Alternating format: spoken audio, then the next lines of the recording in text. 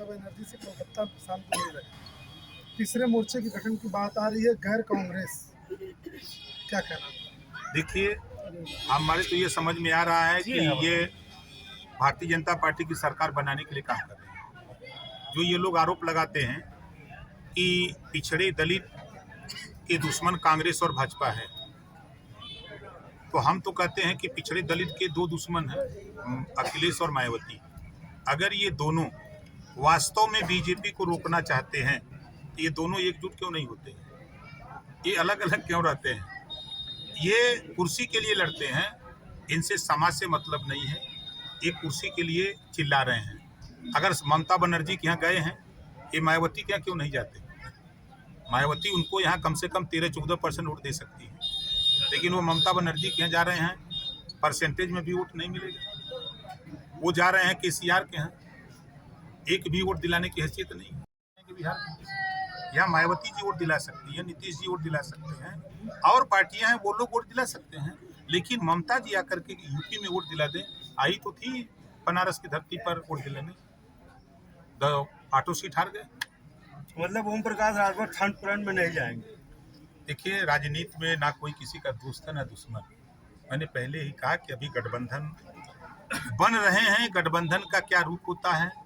अभी ED CBI दौड़ा रही है, कितने लोगों को दौड़ा रही है। ईडी और सीबीआई भारतीय जनता पार्टी को ले डूबेगी, देख लीजिएगा। ईडी सीबीआई से तंग आके नेता लोग बोल बना रहे हैं। राहुल गांधी आज संसद पहुंचे और बाहर निकलते हुए उन्होंने कहा कि अगर मुझे बोलने का मौका दिया जाएगा तो मैं अपना पक्ष रखूंगा। कि विदेशों में उन्होंने क्या कहा?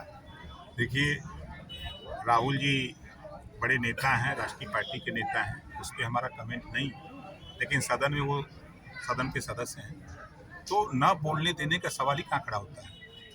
हम भी विधानसभा के नेता हैं, अपने छोटी सदन की विधानसभा, हमको भी टाइम मिलता है। जो भी सदस्य चाहता है बोलना, स्पीकर उनको टाइम देता है। तो ये भागने की बात हो गई क्या कि बाहर मीडिया से कह रहे हैं कि हमको बोलने का मौका दिया जाएगा तो अपना बात रखें? देखिए, हम बार बार कहते हैं कि नेता लोग दुमुहिया सांप होते हैं। ऐसा नहीं हम अपने को अलग कह रहे हैं, हम नेता लोगों को कह रहे हैं, उसमें हम भी आते हैं। नेता लोग दुमुहिया सांप होते हैं, अंदर कुछ बाहर कुछ, वही भाषा है। एक नई चीज आई है, महबूबा मुफ्ती ने शंकर जी को जल चढ़ाया है। निकाय चुनाव आ रहा है। निकाय चुनाव भारतीय समाज पार्टी अकेले अपने दम पर, जहाँ जहाँ प्रत्याशी हमारे लोग हैं वहाँ हम लोग लड़ेंगे अकेले अपने दम पर। 2024 का जो चुनाव है अभी वो दूर है। अभी प्रदेश की हालत गठबंधन की तरफ बढ़ रही है। अब गठबंधन, कौन सा गठबंधन खड़ा होता है उस पर निर्भर करता है राजभर का जाना।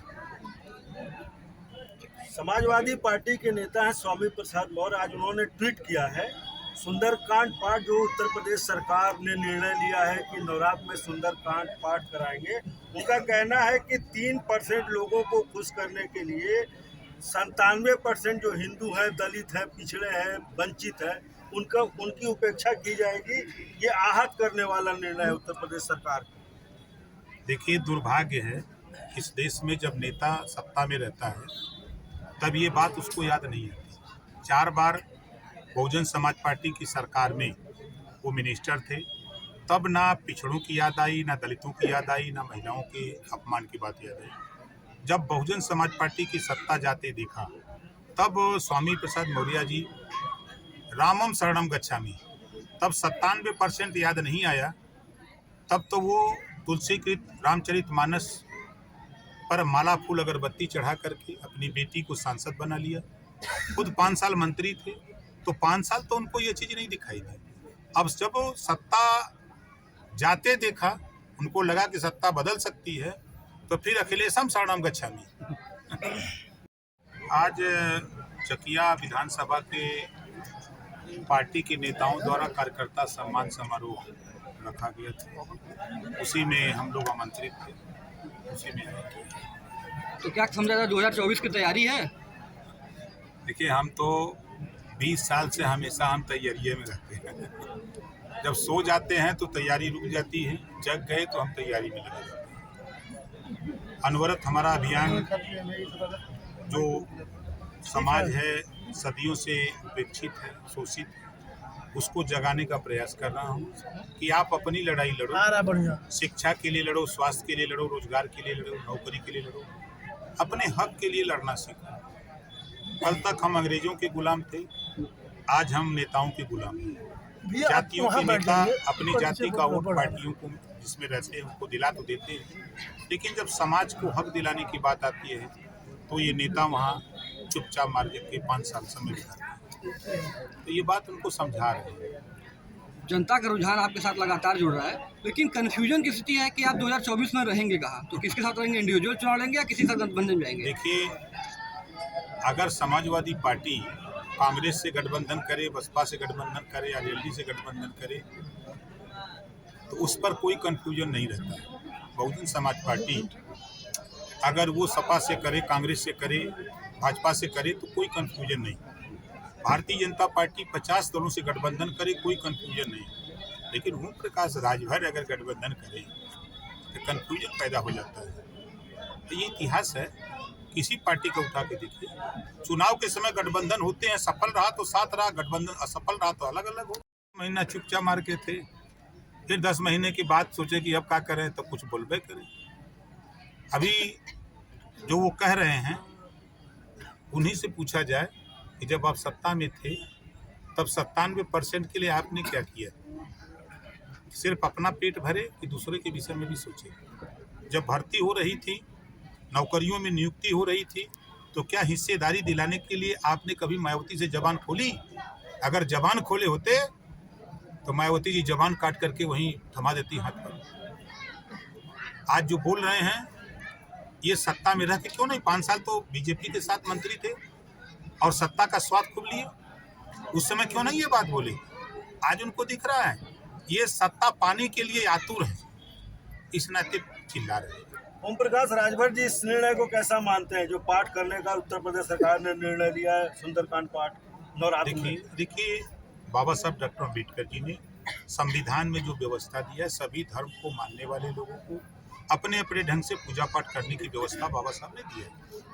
अब उस धर्म के मानने वाले लोग अपना काम कर रहे हैं, तो अब जो दूसरे धर्म के लोग हैं तो वो भी कोशिश करके सत्ता में जाएं और सत्ता में पाके वो अपने धर्म का काम करे। कोई मना तो कर नहीं रहा है। अगर कोई मना करे तो बतावे कि नहीं मना कर रहा है। आप सत्ता में थे तो आपने क्या किया? चाहे वो समाजवादी पार्टी हो, चाहे बहुजन समाज पार्टी हो, या कांग्रेस पार्टी हो, या कोई पार्टी हो, ये क्या किया? अगर ये कर रहे हैं तो आपने क्या किया? आखिरी सवाल ओम प्रकाश जी, विधानसभा में अखिलेश यादव आपको संबोधित करते हुए कहा कि क्या आप जातिगत जनगणना के साथ हैं? विधानसभा में हमने उस कार्यक्रम को लाइव देख रहे थे हम, तो आपसे पूछा था अखिलेश, क्या ओम प्रकाश राजभर जाति गणना कराना चाहते हैं उत्तर प्रदेश में? क्या अखिलेश जी जब सत्ता में थे तो जातिगत जनगणना याद आई? जब पावर उनके पास था, ताकत थी, जातिवार जनगणना कराने की कुवत थी, तब तो उनको याद नहीं आई। अब भीख मांग रहे हैं किससे? भारतीय जनता पार्टी से। जब आप उस कुर्सी पर थे, आपकी भी पार्टी कांग्रेस को समर्थन दिल्ली में दी थी, तब आपने जातिवार जनगणना क्यों नहीं कराई?